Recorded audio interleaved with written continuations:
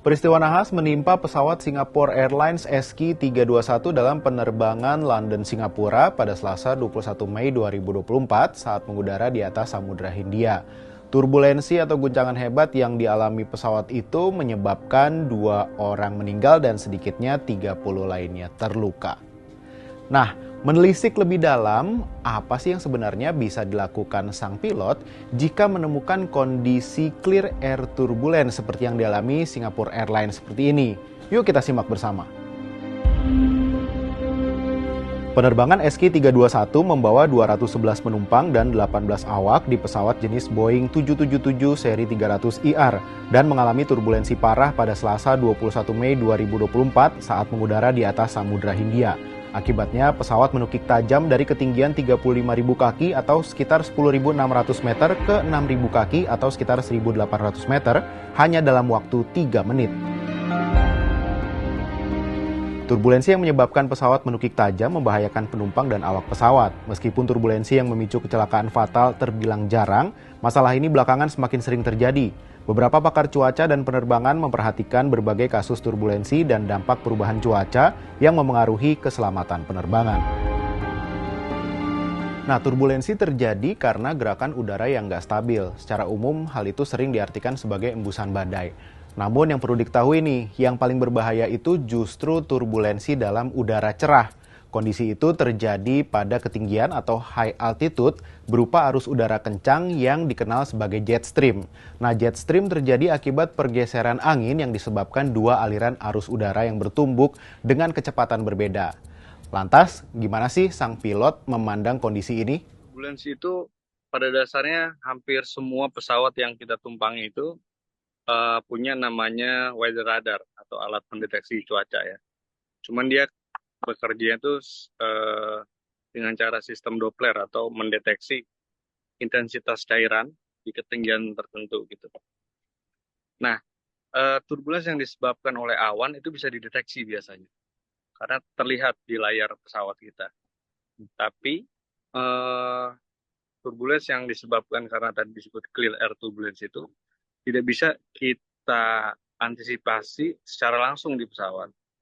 Jadi cara kita mengantisipasinya itu biasanya sebelum terbang kita diberikan informasi turbulence. Di daerah ini terdapat turbulence dengan tingkatan intensitas ringan, sedang, atau berat. Itu yang kita hindari dari awal.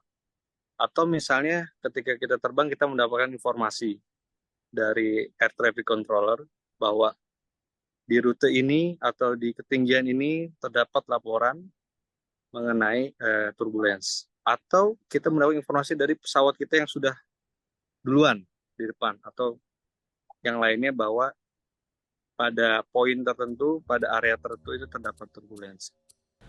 Nah, para penerbang biasanya menerapkan berbagai strategi untuk menghindari turbulensi, antara lain dengan penggunaan radar cuaca, penglihatan mata, dan terbang menghindari kawasan badai.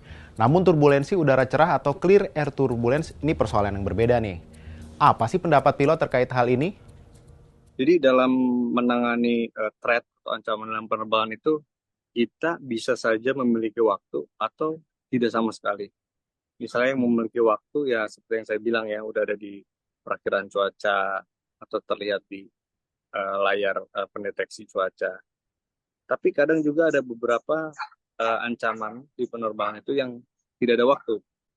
Seperti itu Mas kira-kira. Kalau misalnya kita bicara turbulensi itu ada yang bisa kita antisipasi, tapi ada juga yang memang terjadinya secara tiba-tiba. Nah, berbagai maskapai penerbangan sudah membuat kebijakan untuk mengurangi risiko turbulensi. Para pakar pun mengimbau penumpang pesawat untuk selalu waspada. Mereka menegaskan pentingnya memakai sabuk pengaman semaksimal mungkin sebagai perlindungan pertama menghadapi risiko turbulensi. Nah, coba kita dengar nih, apa kata pilot soal ini?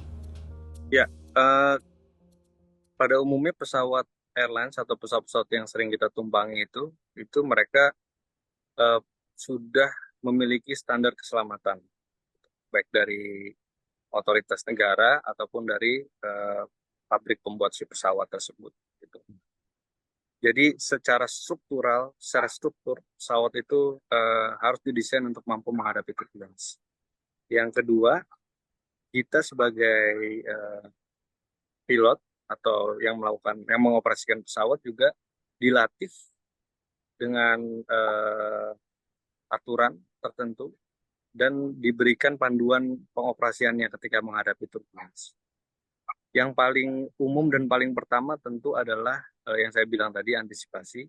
Jadi sebelum ada turbulence, biasanya kita harus melakukan menyalakan tombol fasten belt atau tombol untuk mengenakan sabuk pengaman.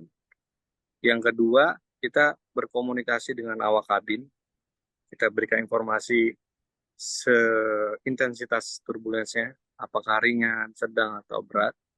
Kemudian kita juga memberikan informasi kepada penumpang bahwa kita akan mengalami turbulensi, tingkatannya seperti ini, dan berapa lama. Gitu. Itu yang bisa kita antisipasi. Tapi kalau turbulensi yang terjadi secara mendadak, pada umumnya pelaksanaannya atau cara kita mitigasinya adalah ya pertama tetap menyalakan lampu untuk duduk atau mengenakan sabuk pengaman. Kemudian di beberapa pesawat yang saya ketahui itu yaitu mengurangi kecepatan pesawat agar mengurangi dampak dari guncangan tersebut. Kemudian ada juga yang mengatur lagi fungsi otomatis pesawatnya agar efek turbulensi itu tidak terlalu terasa. Atau juga bisa dengan cara mengganti atau merubah ketinggian jelajah. Nah, jadi paham kan sekarang apa yang harus kita lakukan sebagai penumpang yang bijak saat bepergian menggunakan pesawat. Berbagai kemungkinan bisa terjadi, salah satunya clear air turbulence, seperti yang dialami Singapore Airlines ini. Jadi ada baiknya juga kita memperhatikan instruksi keselamatan yang diberikan maskapai sebelum terbang, sehingga risiko terburuk saat penerbangan bisa diminimalkan.